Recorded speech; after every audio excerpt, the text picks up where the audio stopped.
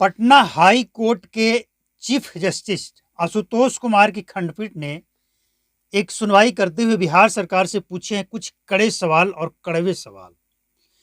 और हम समझते हैं कि पटना हाई कोर्ट को सवाल पूछना ही चाहिए, सिर्फ इसी विभाग के लिए नहीं, वो तमाम विभाग के लिए जिसकी हालत आज बद से बदतर है।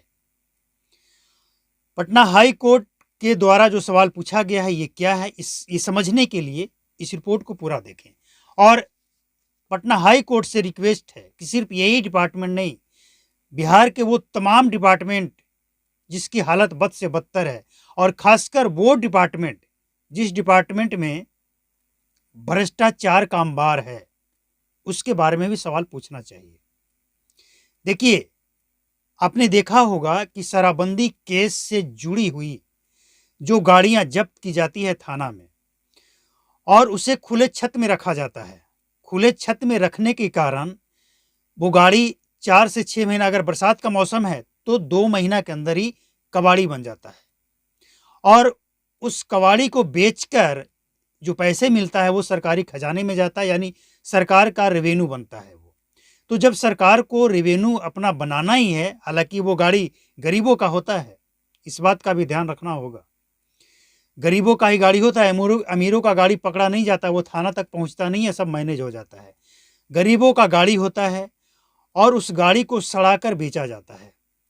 तो सवाल जो पूछा है कोर्ट ने, और इतना ही नहीं, जो बद से बदतर दयनीय जो स्थिति है, जो शराब जब्त किया जाता है, और शराब ही नहीं, बहुत सारी चीजें जो जब्त किया जाता है,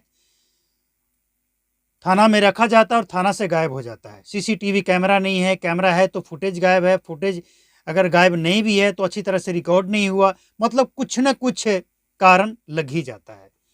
कोर्ट ने असल में सवाल पूछा है बिहार सरकार से कि बिहार में टोटल लगभग 12 साढ़े 1200 प्लस,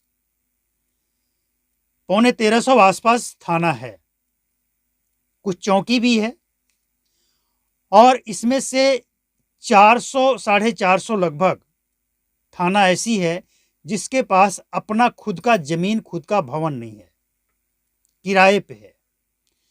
तो इसके लिए क्या प्लान है, क्या तैयारी है बिहार सरकार की? क्योंकि जहाँ पे भी किराए पे होता है वो छोटा सा होता है, वहाँ पे स्पेस नहीं होता है, गाड़ी अगर रखा भी जाता है तो थाना के बाहर पड़ा है, कोई बैटरी ले जाता है, कोई कुछ ले जाता है, जिसको जो ज़रूरत है वो उसमें से निकाल कर ले जाता है।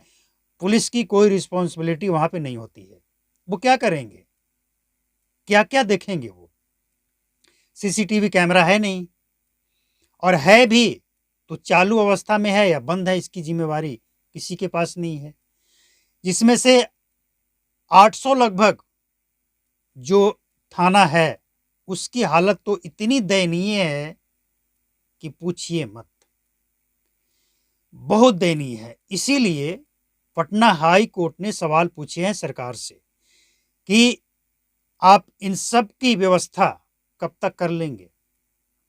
एक तरफ आप पेपरलेस ऑफिस चालू करने जा रहे हैं 1 फरवरी से, और दूसरी तरफ आपके पास ये डिपार्टमेंट बद से बदतर स्थिति में है, ना कोई आधुनिक सुविधाएं हैं, न कैमरा है, न कंप्यूटर है, कैसे?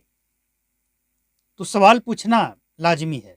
लेकिन सवाल ये है कि सिर्फ यही डिपार्टमेंट नहीं, पटना हाई कोर्ट को, चीफ जस्टिस साहब को राजस्व विभाग से जुड़ी हुई समस्या को भी देखना चाहिए, शिक्षा से संबंधित विभाग जो है उसको भी देखना चाहिए, स्वास्थ्य से संबंधित और खासकर आम जनता से जुड़ी हुई जो कार्यालय है, प्रखंड में जो भ्रष्टाचार का अंबार है, उसके बारे में भी सवाल पूछ लीजिए। क्योंकि बिहार में अफसरशाही जो है इसके बारे में भी पूछ लीजिए, क्योंकि जो सच है उसे तो स्वीकार सबको करना पड़ेगा, सरकार किसी की भी हो, कोई भी पार्टी है। और जो इस खबर को देख रहे हैं ना, विरोधी पार्टी के लोग, उनके सपोर्टर, उनको खुश होने की जरूरत नहीं है। ये आज की समस्या नहीं है, ये समस्या तब से है जब बिहार में नीतीश कुमार बीजेपी के साथ थे या आरजेडी के साथ थे, किसी के साथ भी रहे हो, समस्या आज भी वही का वही है। इसीलिए बिहार का कोई भी राजनीति पार्टी सवाल नहीं उठा सकता है, जवाब देना पड़ेगा सबको कि जब आप सत्ता में थे तो आपने क्या किया था। सभी राजनीतिक दलों से ये सवाल है और सबसे बड़ा रिक्वेस्ट है पटना हाई कोर्ट के चीफ जस्टिस से कि वो तमाम विभागों की एक बार क्लास लगा दीजिए आप अपने स्तर से, मुख्य सचिवों को नोटिस भेजकर, क्योंकि भ्रष्टाचार का अंबार है और जब तक कोर्ट से फटकार नहीं लगेगा ना, तब तक ये लोग सुधरने वाले भी नहीं हैं। और एक बात और है, किसी भी डिपार्टमेंट में, कोई भी डिपार्टमेंट हो, प्रखंड से जिला लेवल तक, अगर भ्रष्टाचार होता है तो जनता की भी जिम्मेवारी है कि आज सोशल मीडिया का ज़माना है, कम से कम आवाज़ तो उठाइए। वो आवाज़ अगर जब आप आवाज़ उठाएंगे तो वो आवाज़ सोशल मीडिया के माध्यम से चीफ जस्टिस तक भी पहुंचता है, सरकार तक, उनके मुख्य सचिव तक भी पहुंचता है और इसके बाद कार्रवाई भी होती है। तो आवाज़ उठनी चाहिए। आजकल लोग करते क्या हैं, कोई भी काम करवाना है आपको, राशन कार्ड बनवाना है, कोई सर्टिफिकेट बनवाना है, किसी भी तरह का जाति प्रमाण पत्र, आय या किसी भी तरह का, प्रखंड में चले जाइए, लोग नियम फॉलो नहीं करना चाहते हैं। 100-200 देकर अगर काम होता है तो करवा लेना चाहते हैं। तो लोगों को भी तो जागना पड़ेगा। आप क्यों दे रहे हैं एक्स्ट्रा पैसे, क्यों भ्रष्टाचार को आप सपोर्ट कर रहे हैं, आवाज़ क्यों नहीं उठा रहे हैं।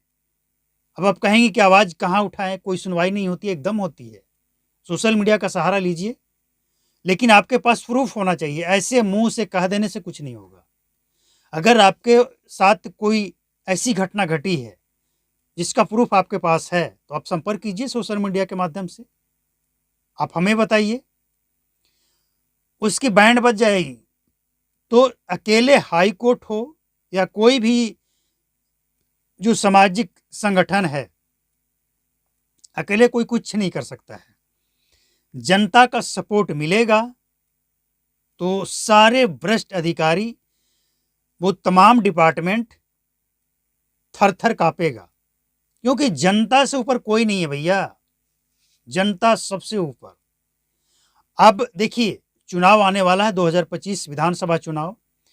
अब नेताओं की बारी खत्म। अब वो आपके सामने आकर हाथ जोड़ेंगे, आपके पैरों में गिरेंगे।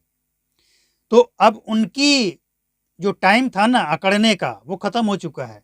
अब उनसे आप हिसाब लीजिए कि 5 साल पहले हमने जो आपको मैंडेट दिया था वो किस लिए दिया था। और कुछ नए आएंगे, उनसे भी पूछ लीजिएगा कि आपको क्यों दे।